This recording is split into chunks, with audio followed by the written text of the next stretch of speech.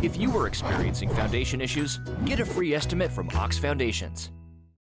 It is now 1 minute past the hour this morning, and I have with my guest, I could even say an old friend, because we both fit that category now, an old friend, Jimmy Zeigler, Sylacauga native, state auditor, and been on the Public Service Commission. Jim, welcome to Daybreak, and welcome to television. I know you've been on before and all this, and most of the time when I come in here, and I was mentioned before, I've got a list of questions a mile long. I don't have anything hardly today, and I know you. I know we can start talking, but let me talk about something before we get into this governor stuff. Not many people know that you made a record. I did. Not many people have this record. Well, a lot of these young folks don't know what a 45 record is.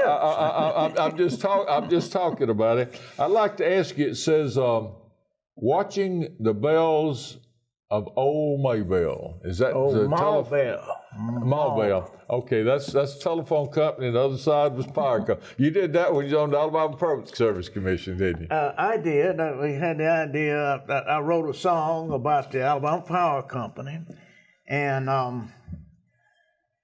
had a friend in Muscle Shoals, Alabama, which is the recording capital of Alabama. That's probably the world. You want to call it. There have been some good artists, not me, but some good and well-known artists. Well, we had Cabot Barden on yesterday. He recorded there, and the Rolling Stones recorded there, and a lot of other people. They have, and so we arranged for me to go to Muscle Shoals Sound Studio, which is very famous and historical place. It wasn't at that time.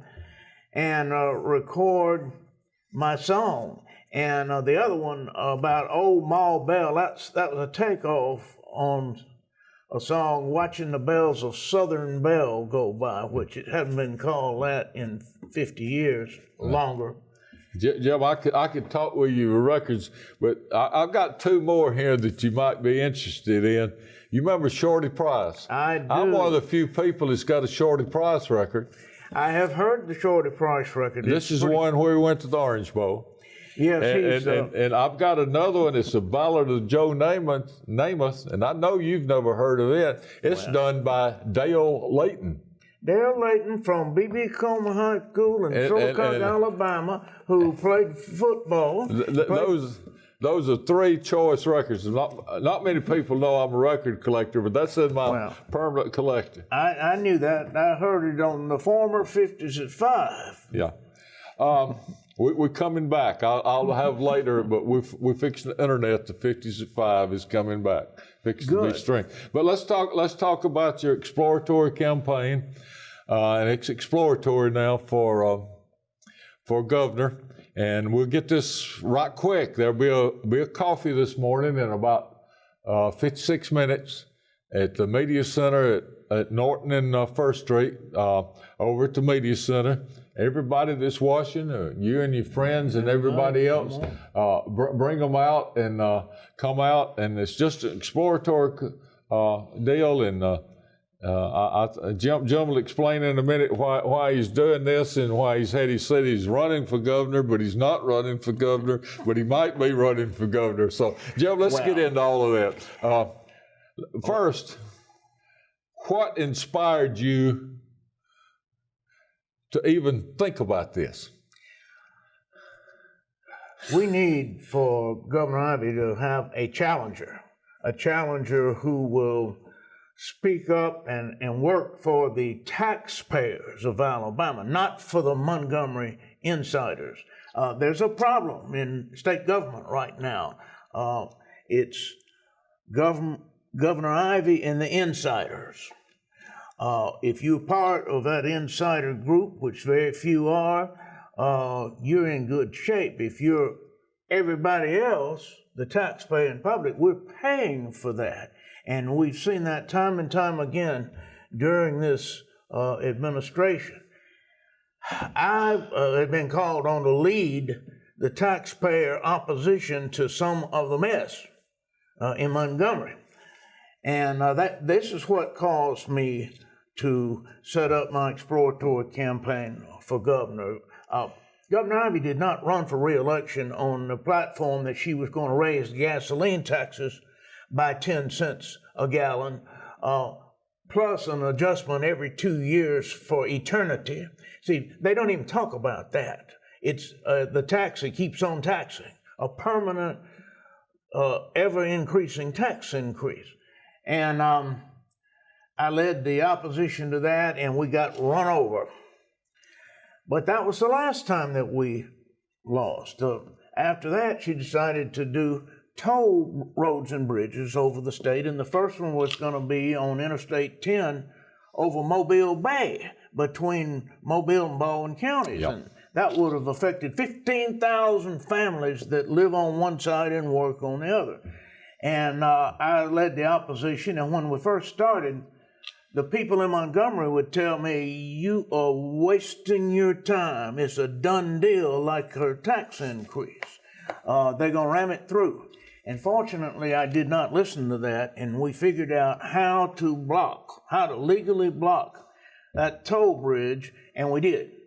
We blocked it. It was a done deal, and we turned it into a dead deal. And then she pushed through the legislature Amendment 1. It would have taken away your right to vote for school boards and have them all appointed by the governor. What a deal that was. And it had to go before a vote of the people as a constitutional amendment. And 75-25, it got voted down. we won that thing in a crushing defeat. We got 75% no vote last March of 20, and 25% voted for her. Now there's my base right there. That 75% that saw that. We need to elect our own state school board and not have a governor appoint them all. That's my base right there. And then the final thing is, just recently, this $3 billion prison rental boondoggle.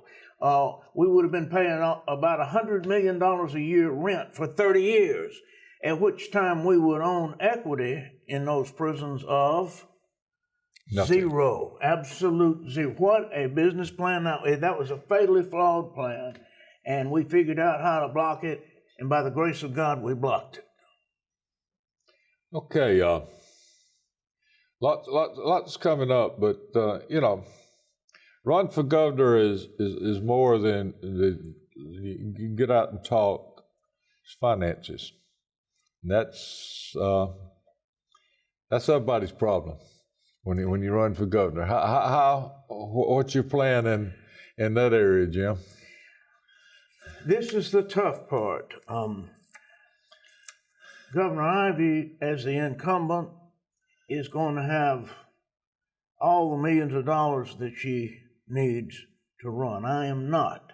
I'm going to have a lot of $10, $20, $100 contributors, and that, while I'm very grateful for that, it's going to be tough. And we have even set up a GoFundMe account on the internet. Yeah. And if somebody will put in GoFundMe under Google and Zeigler for governor, it'll pull it up and you can make your contribution there. And we just started this, and we just expect that while she's raising hundreds of thousands, I'll be raising hundreds. Tell us about the process that I facetiously said you were official, unofficial, unannounced, announced candidate. Tell us the process that you really have to go through to run for an office or a particular governor in this state.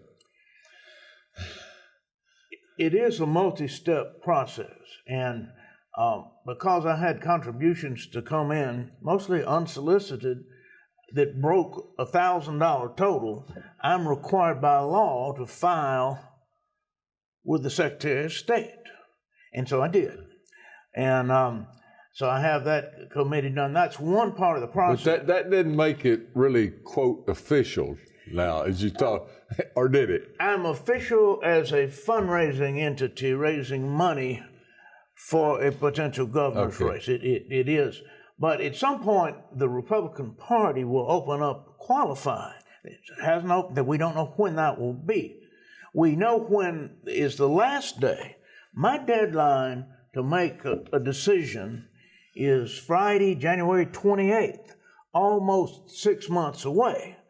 So we've got that period of time to do an exploratory campaign. Now, I've been getting strong support with the one exception that you have mentioned, fundraising. So we're going to have to focus on that and find people who see what's going on in Montgomery. It's Jim Zeigler and the taxpayers versus Kay Ivey and the insider. That's what I was fixing to ask you. That's what it is. You got to raise money. What are you going to go out and tell the people? How you going to campaign? You got to campaign really two ways, one to raise money and one to get votes.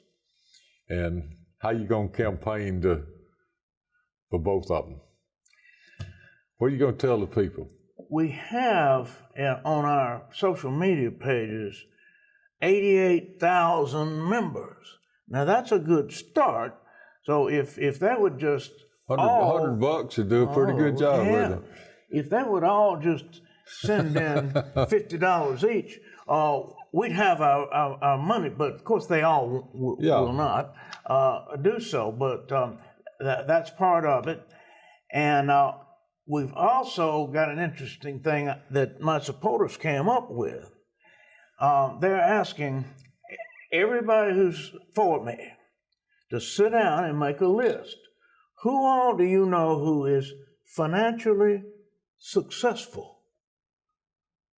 And people's immediate reaction, I don't know anybody. Yes, you do. Who's your doctor, your lawyer, your realtor? Who do you buy your automobiles from? Who in your church is financially successful? Your neighborhood? Who'd you go to school with? And when you get your list of people, financially successful people, contact them and tell them you're supporting me for governor.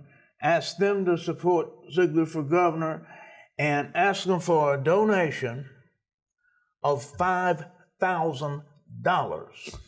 Now that's real money. Yeah. With a normal person, they'd keel over with a heart attack being asked. But financially successful people donate $5,000 and more to the church, to the charities, to local events, and to political candidates.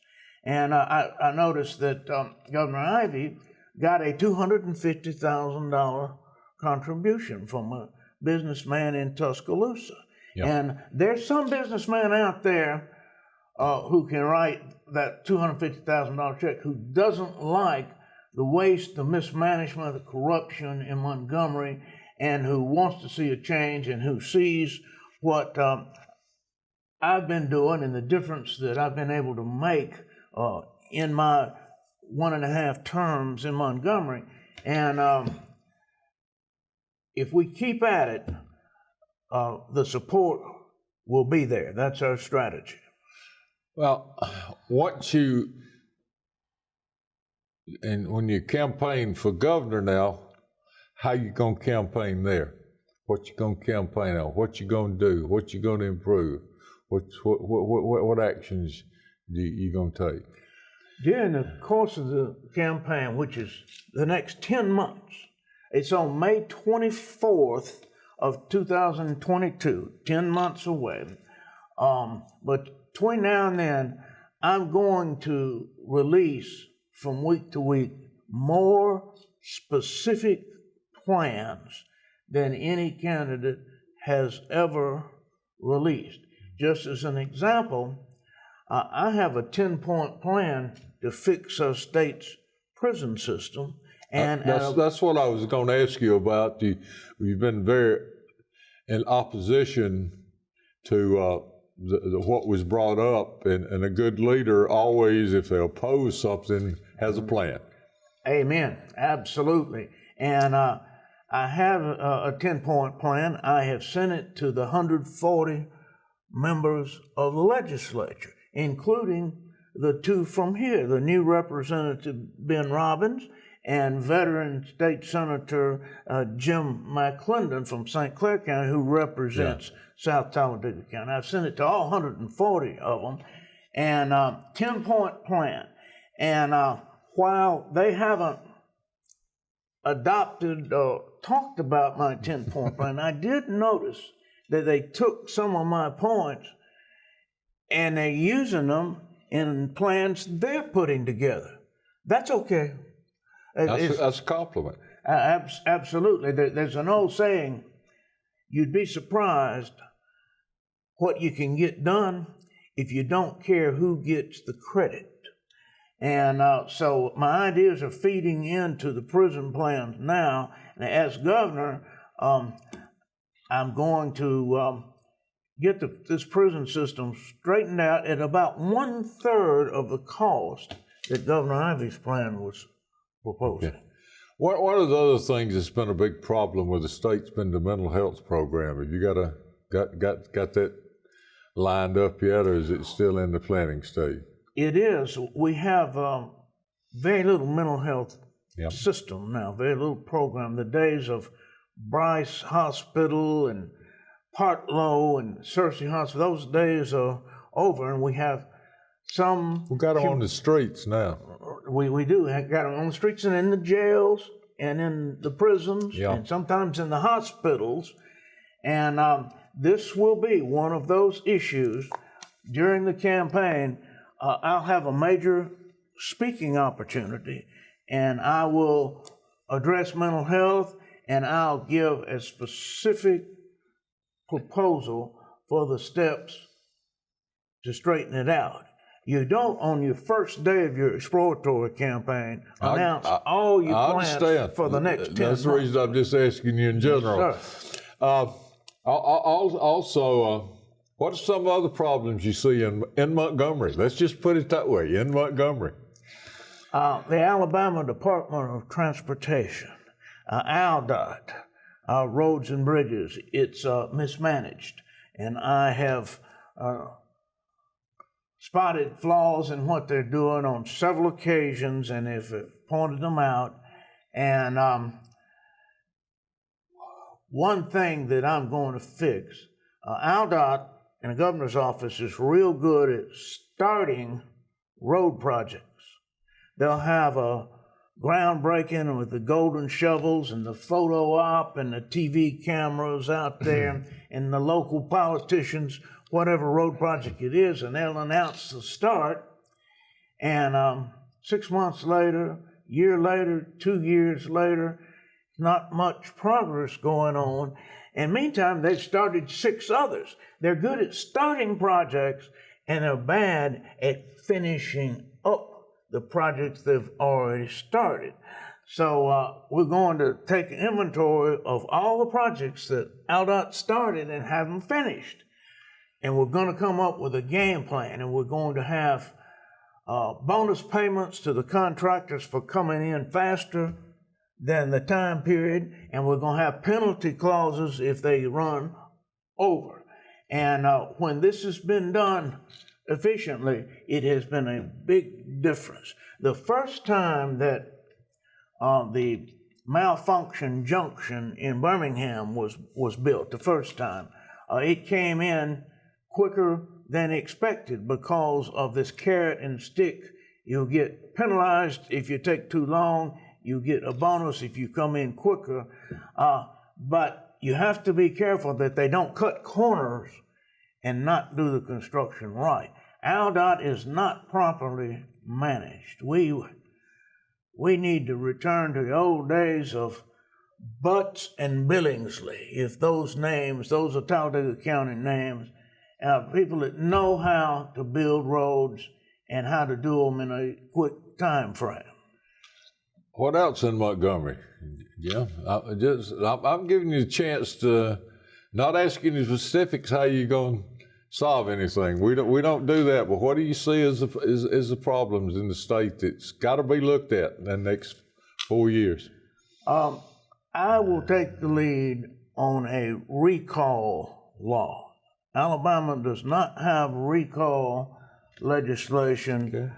Okay. If we had had a recall law already, there would have been a recall petition against former Governor Robert Bentley a year and a half before he finally was forced to resign. There would be a recall petition now against Governor Ivey. Now, whether or not it would carry in an actual recall election, no one knows, because we don't have a recall law. So the checks and balances is not there. The people need to ultimately be able to hold the governor and the other officials accountable if they don't do their job. And just as an example, Governor Ivey did not run for re-election on that she was going to raise gas tax 10 cents a gallon. But as soon as the election was over, she started in, and that was her top priority. She called a special session and rammed that gas tax through against the wishes of the people of Alabama.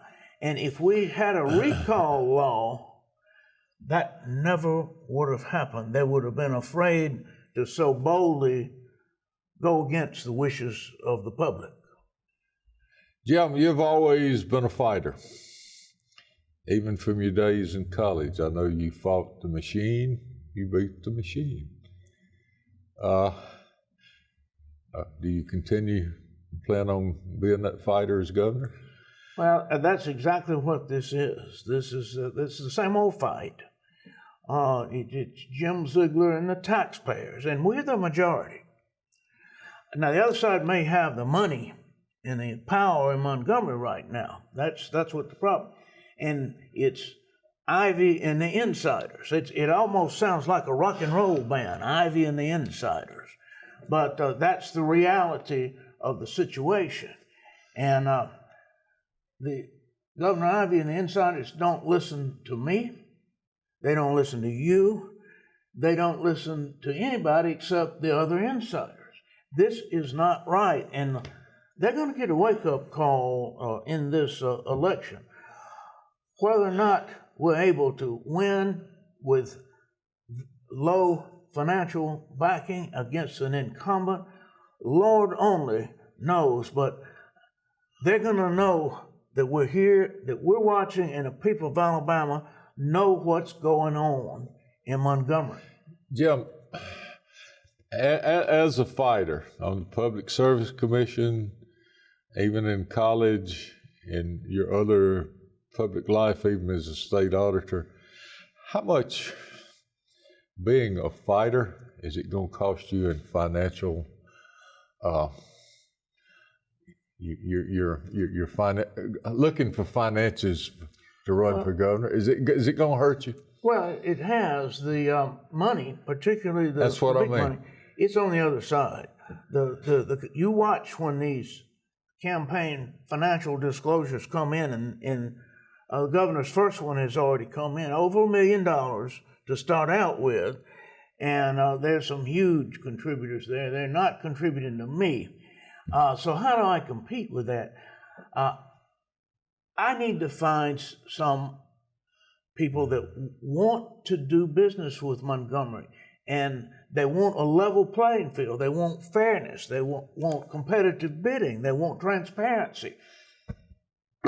I'm for all that, and they won't get any of that on a current administration.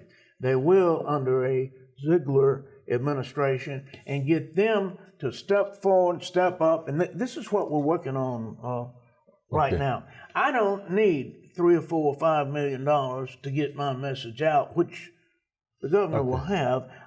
If you get me a little old $500,000, and surely you can figure out, Robert Green, how to come up with that. Yeah. We can get the message. We can get the message out. Jim, explain to me. You've got a coffee in about 30 minutes. It's an exploratory campaign. This is for Talladega, Clay, Coosa in this area. Tell us about the organization and what you plan to do in that way. We've got about 2 or 3 minutes. At 8 o'clock this morning, we'll be over 99 North Norton, which is the corner of Norton and First Street. And Right next door to the City of Bob. Yeah, absolutely. And I want to walk over to the City of Bob when we're through. And we'll be informally meeting with people, voters in this area, anybody that wants to show up. And now, Randy Kane is furnishing the coffee and the donuts there. And so come on in and have a cup of coffee and a donut, and I'll give a brief presentation about why it's important to each taxpayer to make a change in Montgomery, have a taxpayer's governor, a people's governor, not a governor for the Montgomery special interest, which is what we've got now. So come on over to North Norton. You just sort of did what I was going to close out. You got 2 minutes to tell the people why they should vote for Jim Zeigler for governor. Because nobody else would, I stood up and filed the first ethics complaint against former Governor Bentley. It needed to be filed, and it was investigated, and he was found in probable cause of violation of the ethics law and resigned 5 days after that finding by the Ethics Commission. When no one else stood up against the Ivy gas tax, I put together a group, and we put together a plan to build the roads and bridges without the gas tax. They waste millions of dollars in ALDOT. When they decided to start putting toll roads and bridges across the state, and the first one was going to be on I-10 over Mobile Bay, I led the group, and we very quickly put together 55,000 citizens to fight the thing, and we blocked it. And then the governor rammed through Amendment 1 in the legislature to take away your right to vote for the school board and have her appoint all the members. And we raised up about 10 cents on every dollar that the governor raised and her allies, and we beat that 75% no, 25% yes. And then very recently, we put together a group and we blocked this $3 billion prison boondoggle that would have been a 30-year mistake. And that's just an example. You got the Montgomery insiders working for their own benefit and not for the general public. And you got Jim Zeigler being the excuse for checks and balances that we have down there now. Well, we need to reverse that. A vote for Jim Zeigler is for the tax-paying public. Jim Zeigler, thank you for coming in this morning. It's a pleasure knowing you. We've been longtime friends. Hope we remain friends. 30 minutes. See you at the coffee at Norton Avenue. Bob Green, I'll see you again tomorrow morning on Daybreak. Till then, be good.